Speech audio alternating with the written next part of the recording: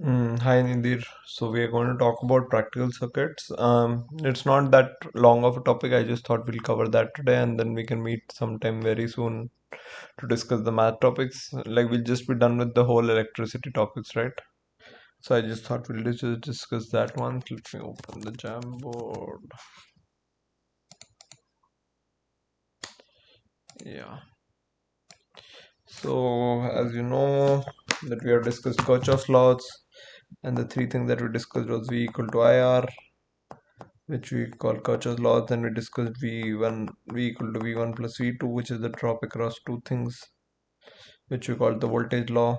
And then we also said if there is a junction and then there are multiple currents coming in I1, I2, I3, then in this case I1 plus I2 is equal to I3. So this is Kirchhoff's current law and this is Kirchhoff's voltage law. And then this is the basic relationship. So we studied all of that last time, right? I hope you remember all of that. One second, where are you? Yeah. So yeah, I hope you remember that. Last time we also discussed something about resistivity and temperature, which I would go around, not go around right now. We're discussing various like conductors and all of that, right? So I hope you remember that. So the first law, second law is what we just discussed. And now we are just going to look at some more basic concepts. It will be a short session. We're just going to quickly cover. So the first thing that we're going to talk about, we're just going to cover all of this four topics. So the first thing that we're going to talk about is internal resistance. So what is what we have observed is something like this. So when you have a battery and then when there's nothing connected to it and you try to attach a voltmeter to it, you read an EMF E, right?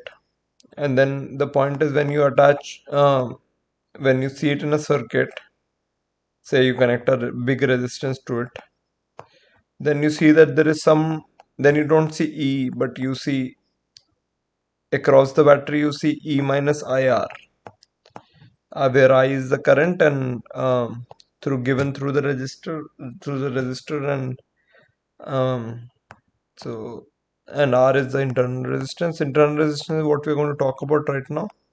So the idea is that so earlier it was open circuit, open meaning that there was nothing connected to the battery on both sides. So in a sense that I was zero. So if I was zero, you see that if I was zero, then you get back to E, right? So the idea is that you just get the EMF of the circuit, but then when there is some current flowing, then you don't get the full EMF. You get a little bit less than the EMF, which is reduced by this factor of internal resistance. So this is the idea of internal resistance, that when you actually put this battery that you have measured with EMF E in a circuit, that you don't get the full E, but you get that E minus IR, which is because of this internal resistance that's presented. So you need to account for that all the time. So let's look at this example that's given in your book. So it says that a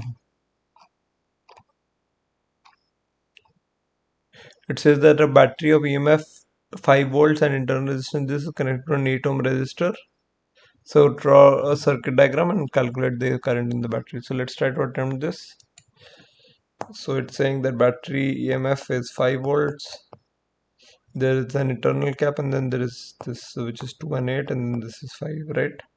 So the current that will flow will be the sum of these two resistances. So R equivalent will be equal to R1 plus R2, which is equal to 10 ohms. Sorry. So yeah. So this is the circuit that we have seen. So R equivalent will be 10 ohms and I will be equal to 5 by the total resistance 10, which will be equal to 0.5 amperes, right? So 5 amperes will flow. So kind of the terminal voltage across the battery, the whole battery will be E minus IR, right? So with E is 5 may say you don't get the whole of 5, but IR less. So R is 2 and I is 0.5. So 1 minus 1. So you only get 4 volts out. So 4 volts out, and then you can calculate it further, right? Like that's the whole idea. Okay. as I said, it's going to be a simple topic, so we are just going to move along swiftly. So the second topic that we're going to talk about is potential dividers.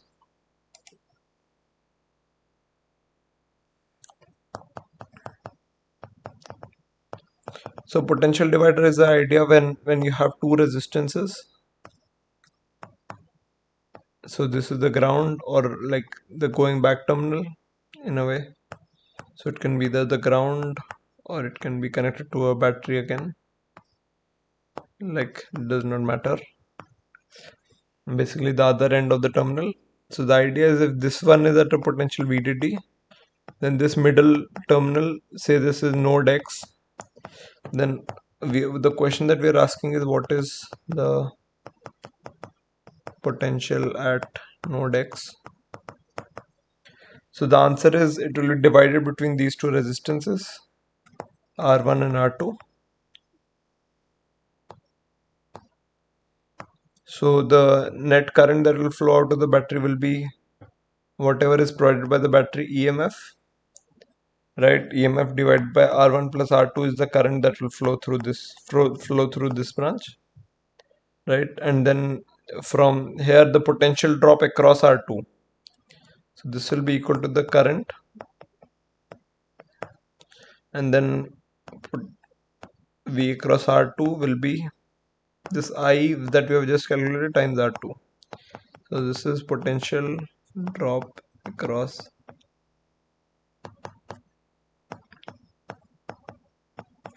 R2, right? So you just say that it will be equal to this EMRI that we had calculated times R2. So 2, so R2 by R1 plus R2 times EMF. So you see that you don't get the full EMF, but like a fraction of that EMF, right? So if say R1 is equal to 5 and R2 is equal to 10, then you will get 10 by 15 times E, which is equal to 2 by 3E, right? So you don't get the full E, but like there is like 0.6 E you get, 0.66 E, right? So that's the idea. So the potential that you are giving, so the whatever potential that you're giving E here, you don't get the whole of E at this point at X, you get 0.6 E. So this is the idea of a potential divider. That's what the book is talking about here. So this is what this formula is. Also, you can attempt this question, it should be fairly straightforward.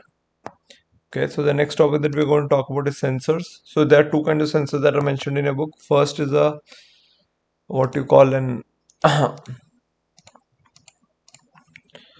first what you call is a light dependent resistor. Basically, if you have optical light, basically you have some kind of a luminescence or a light, so the current reduces, right? So if you have some kind of a resistor like this, so this is your LDR. So however you choose to draw a resistor, so this is your LDR, and then in parallel with that you attach a normal resistor, and then you attach like a battery or a EMF, right? So we can also draw it like this. So a battery and an EMF, right? So but then this is dependent on the amount of light that's coming on it, right? This resistance R. So if this changes, then if you try to measure the potential across this one, so if you attach a voltmeter across it from this point to this point, then it keeps changing as soon as the light comes. So according to that, you can sense the voltage. So it will read some value.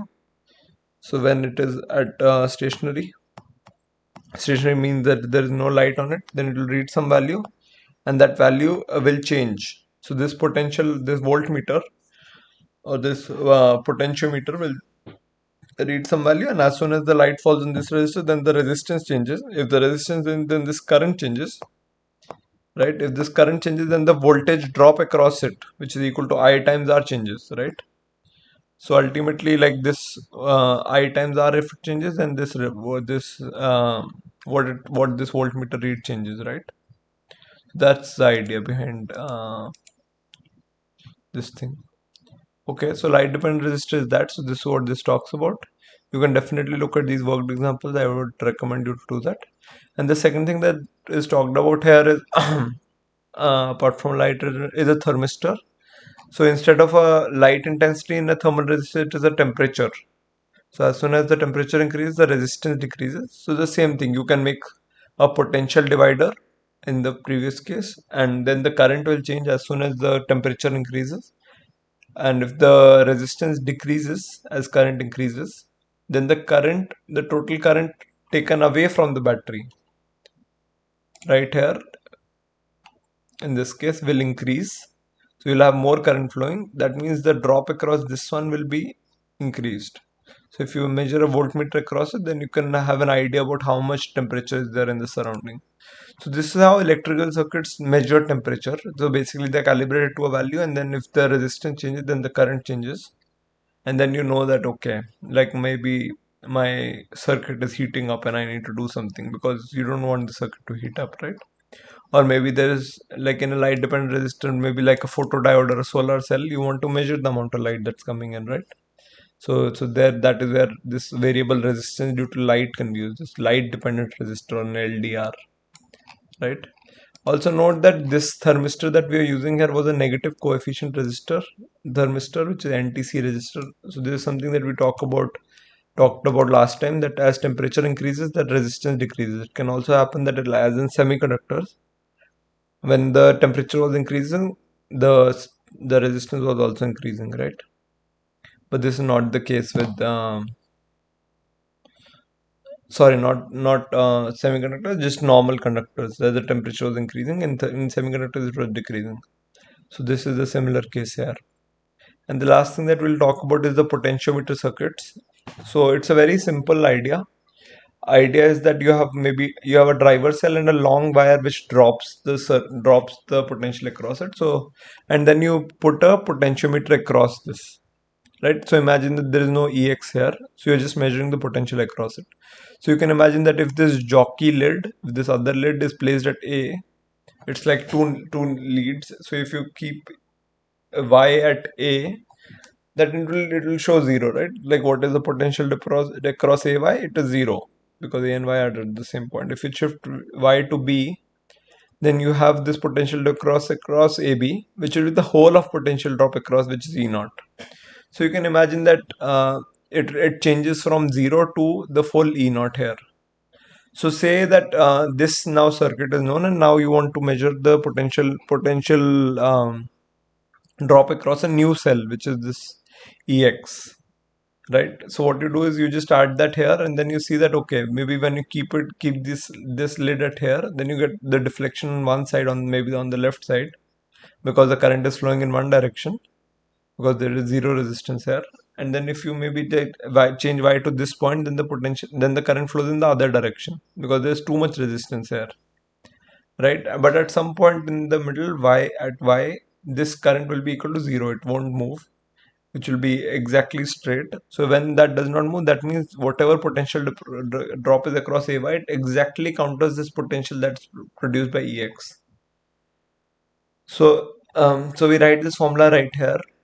So you say that, okay, if across the whole of AB you have a potential drop of E naught, then across just AY, it's AY by AB into E naught ka drop.